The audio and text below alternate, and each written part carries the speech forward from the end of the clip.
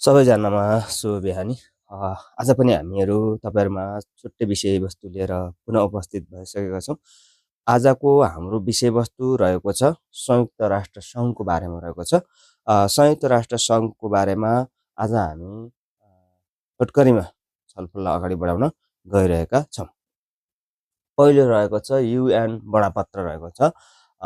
UAN बडापत्र तयार गर्ने व्यक्ति भनेको आर्चबेल्ट म्यास्लिन हुन् र युएनमा हस्ताक्षर गर्ने राष्ट्रको सङ्ख्या सुरुमा 50 वटा थियो भने 50 वटा राष्ट्रले हस्ताक्षर गरेको मिति भनेको सन् 1945 6 महिना 26 गते रहेको छ।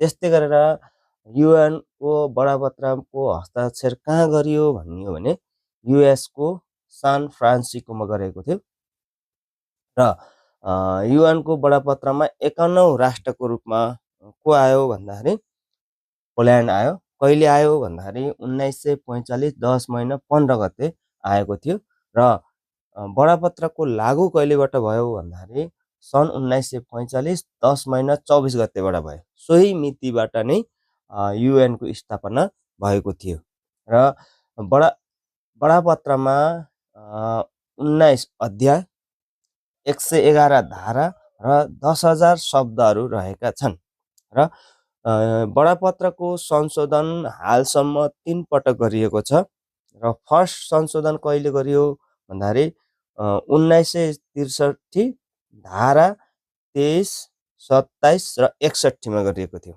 र त्यसै गरेर दोस्रो संशोधन कहिले गरियो भन्दाखेरि सन् 1965 धारा 109 मा गरिएको छ।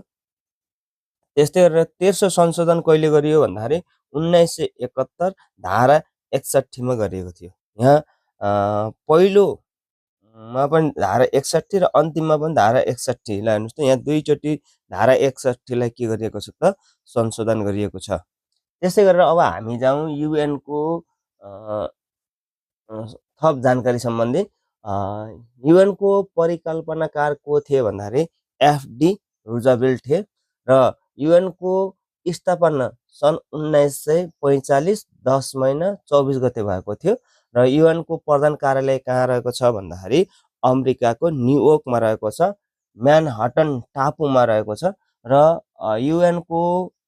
युएनलाई अर्को नाम विश्व नगरसभा भनेर पनि चिन्ने गरिन्छ र विश्व सरकार बनाउने पहल गर्ने व्यक्ति को थिए भन्दाखेरि अल्बर्ट आइन्स्टाइन थिए र युएनको नारा